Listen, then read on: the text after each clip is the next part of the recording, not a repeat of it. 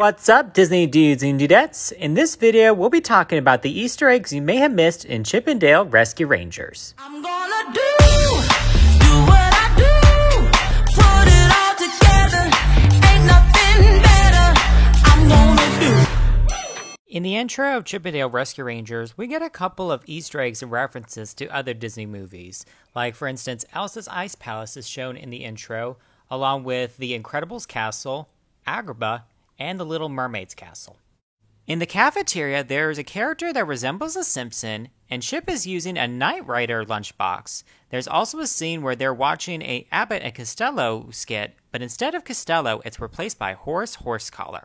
The next Easter egg we see is Chip 'n Dale making a cameo in a Full House episode. If you guys didn't know, this is actually one of the Olsen sisters, who's related to Elizabeth Olsen, aka Wanda Maximoff, Scarlet Witch. In Chip 'n Dale, there's a scene of them celebrating their season finale in the 80s with some of their friends. It's really cool because there's a couple of Easter eggs and references. Like, for instance, there's MC Scat Cat and Paula Abdul, which is interesting because this is actually from one of her music videos, Opposites Attract. There's also the three little pigs, if you can see them, because Chip and Dale are on top of their hats, and there's also Roger Rabbit doing the Roger Rabbit. Dale shows Chip a poster of his new project, Double O Dale, which is actually a reference to James Bond. At the convention, there are a couple of Easter eggs and references to Star Wars, Marvel, and Disney. There's two mice that are dressed as Leia and as Kylo Ren. There's Baloo from the newer Jungle Book movie. There's even Trusty from Lady and the Tramp.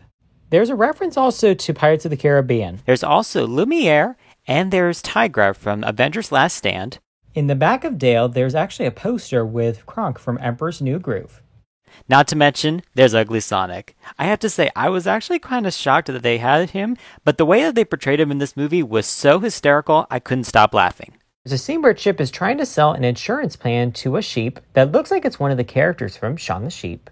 When Chip is going home from work, he actually says hi to a character called Mrs. House, who's actually from the 1952 Disney cartoon, The Little House. In Chip's fridge, we see a bunch of Easter eggs and references, such as Ice Age ice cream, Frozone foods, and even Looney Tunes pasta. There's even a scene where Chip is watching Alvin and the Chipmunks and making fun of them like, oh great, so now they're rapping now. There's even a cameo of Flounder from The Little Mermaid offering a dinglehopper, referencing the Little Mermaid movie. It was so interesting how they did the bootleg plot with the small fish lady and also from the creators of Beauty and the Cursed Dog Man. I thought it was pretty funny because throughout the whole movie, if you realize there's a bunch of reboots to classic movies, not just Disney. There's even Easter eggs on the Hollywood stars of Squidward and Yogi Bear. I found this scene to be very funny, especially seeing Chip crying while watching Batman vs. E.T. I mean, come on, as a fan, this is actually something that I didn't even know that I wanted. A Batman vs. E.T. crossover? I'm up for it. Come on, Warner Brothers, make it happen. There's even two cars that are supposed to look like they're from the movie Cars. They share the same animation style. The first one is actually the police car in front of the hotel, and the second one is actually an angry car that's behind Chip 'n Dale on the highway. There's even the Donut Cops from Wreck-It Ralph, and there's even a character played by J.K. Simmons who's actually based off of Gumby. There's even a billboard of Doug featuring his dog Pork Chop. While Chip and Dale are walking down the alleyway, we see some graffiti art that is very familiar. Yep, you guessed it, it's Miles' graffiti art from Into the Spider-Verse. Now, as a Disney fan, I really loved this scene because they actually have Chip and Dale walking down Main Street. And, in this scene, they actually have a ton of cameos. Like, for instance, they have the Colonel from 101 Dalmatians, the mom from Phineas and Ferb. These guys are actually the henchmen from the Rescue Rangers show, and there's even a little girl that has the same animation style as Wreck-It Ralph. Chip and Dale then meet the cheesemaker of the town, who actually looks a lot like one of the Muppets. In fact, he even does an accent that tries to sound similar to the Swedish Chef. There's even a rat in this movie that is eating cheese, which actually looks very similar to Remy from Ratatouille. There's even an Easter egg to Who Framed Roger Rabbit when Chip says sarcastically, oh look, there's Jessica Rabbit. When Chip and Dale are in the Uncanny Valley, they see these two cats fighting. They actually have the same CGI as the movie Cats. Seth Rogen is in this movie too, and he plays a couple of character voices, especially this one where he plays like a bad dwarf. But the thing that's so funny is that they make fun of the Polar Express Deadeyes. I love that. It's so funny that they even said that. There's even an Easter egg in the movie of Shrek and Donkey merchandise being liquidated. And of course, there's Sweet Pete, aka Peter Pan. But I gotta say, guys, after seeing this, as Peter Pan as the bad guy, kind of scars your childhood a little bit.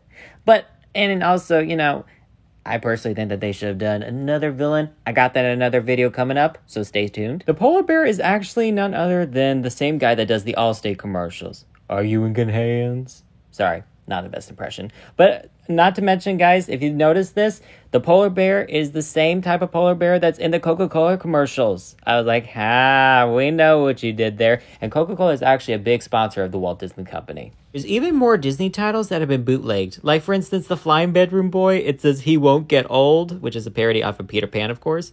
And then there is Beauty and the Cursed Dog. Man, that's just so weird. But I gotta say, Mrs. Potts and Cogsworth, freaky. That's gonna haunt me in my nightmares forever. There's even a bootlegged Casper movie called Jasper the Dead Ghost Kid. That's just messed up.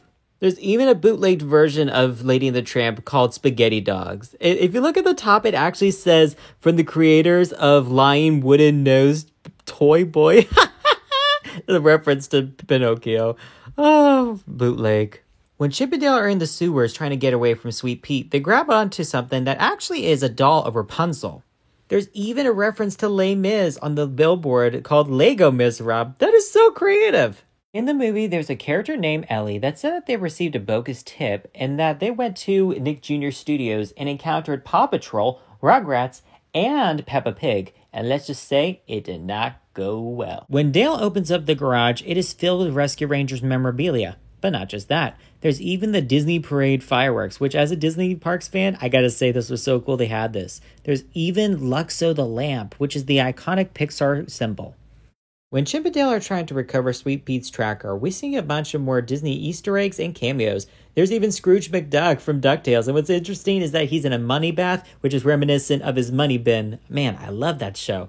DuckTales, woo! And it looks like these two characters in the bath are actually from the live-action Jungle Book movie. It looks like the same animation style. And just as Dale's about to grab the tracker, we are shown another Easter egg. This time it's actually Moana. It's actually labeled on the peanuts.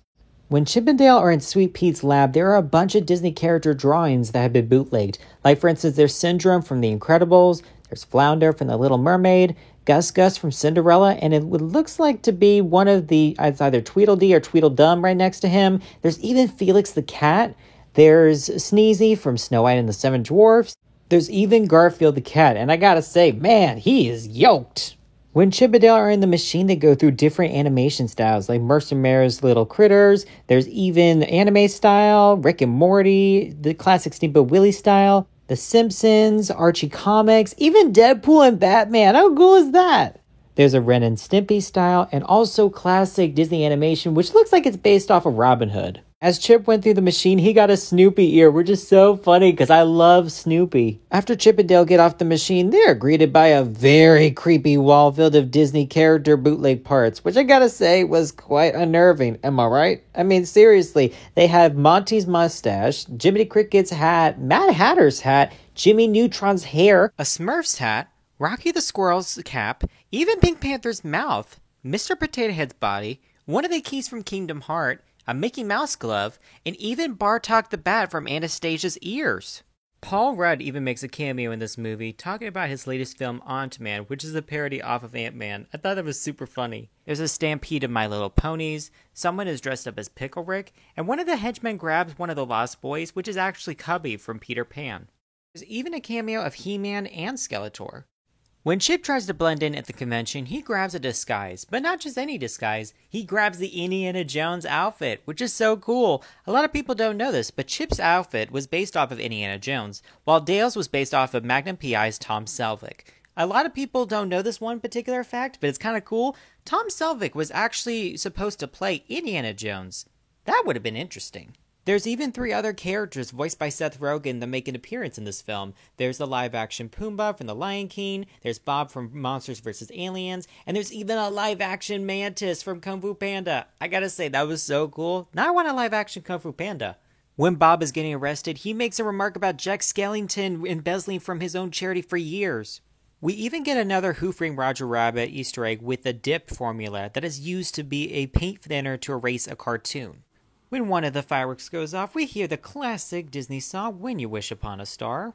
After the bootleg machine explodes, we see Jimmy is turned into what looks like Merryweather from Sleeping Beauty. We then see Sweet Pete's crazy transformation with a combination of different character parts, such as the Transformer's leg, there's even Woody's leg, there's Wreck-It Ralph's arm, there's Mickey's shorts, which I thought was kind of crazy, and there's even one of the cannonballs from the Mario game, and if you look at his face, he's got the coloring of Fat Cat, but he's also got the facial expressions of Marie from Aristocats. Chip and Dale are running through the different studios. We get to see more Disney bootleg projects such as Pooch, the Fat Honey Bear. There's even a Simpsons bootleg, which I have to say the way that they look, it looks very similar to how they were originally supposed to be animated. And we even get to see an Aladdin bootleg, but this time it's with Pete, voiced by Jim Cummings. And it's so cool because Jim Cummings also did the voice of Darkwing Duck in the end credits scene. And I was like, yay, Darkwing Duck, let's get dangerous. Okay, I'm done with the impressions. But I was super excited and I can't wait to see how his story works into the next movie, which I'm actually going to be doing a breakdown video about how the Darkwing Duck scene works into the next movie and who the potential villain could be. So please subscribe and stay tuned. There's even a reference to Jurassic Park. As the banner falls in front of Sweet Pete, he does a T-Rex roar, just like in the first Jurassic Park movie. This was really cool. And who would have thought that Ugly Sonic would be the one to save the day? The most hated character became the best character in this film. It's so funny. You get to see more characters that have been bootlegged, such as Abu, but in the style of Donkey Kong Jr. There's even Bigfoot, who I have to say, it was very funny that he had the underwear still on his head from the other movie, but he's wearing Fred Flintstone's outfit, which I thought was interesting. There's even Patrick Star from SpongeBob, there's Zazu from The Lion King, there's even Woody the Woodpecker, which I was kind of shocked about. There's Gus Gus, Bonkers, the Cheshire Cat, there's Mighty Mouse, Jiminy Cricket, even Bambi, but this time in the style of Pegasus, which I thought was really cool. And there's Sneezy that's holding Flounder. I thought this was actually kind of touching. And they even have Toby the Turtle from Robin Hood. And there's even Phineas from Phineas and Ferb. And what happened to Monty, you might say? Da-da-da! He been Dumbo-fied. Yeesh! That's not a good look. Thank you guys so much for watching. Hope you enjoyed this video. If there are any Easter eggs that you noticed while watching Chip 'n Dale Rescue Rangers, leave a comment down below. I would love to hear. And also, please subscribe to this YouTube channel and hit the bell icon so you can be notified every time we have a new video. And as always, have a Disney day.